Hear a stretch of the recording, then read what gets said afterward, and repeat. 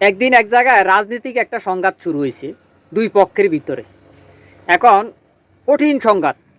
Police আসলো, আসি আপনার যারে পাইতেছে তার ফাঁসায় দুইটা দুইটা লাঠি দিয়ে ফিরে দিতেছে, দুইটা দুইটা করে দিতেছে। এখন এক লোক একটা ওয়ালের সিবের ভিতর থেকে কল্লা বাইর করি মানে মাথা বাইর করে দেখতেছে যে ঘটনাটা কি। হঠাৎ এক পুলিশের চোখ পড়লো তার দিকে। পুলিশ আসলো, আসি ওই লোকটারে টানি বাইর করলো, বাইর করি কইলো যে তুই কোন দল করস? কয় স্যার আমি তো কোনো দল করি না। তো এই লোকেরে দিল 3 বাড়ি।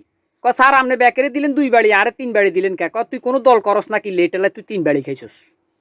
এখন আমাদের সমাজে বর্তমানে এই পরিস্থিতি চলতেছে। আপনি দল করতেইব, দল না করলে আপনি 3 বাড়ি খাইতেইব।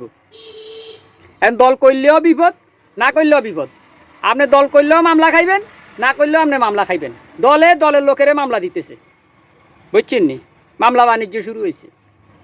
আপনি কোনো খারাপ লোকের বিরুদ্ধে প্রতিবাদ করছেন, খারাপ লোক আপনার নামে মামলা করে দিবে। অর্থাৎ আপনি আর সামনে অদূর ভবিষ্যতে প্রতিবাদ করার সাহস হারাই ফেলবেন। ভয়ে প্রতিবাদ করবেন না, কারণ প্রতিবাদ করলে আপনার নামে মামলা দিতেছে। এইটাই চলতেছে।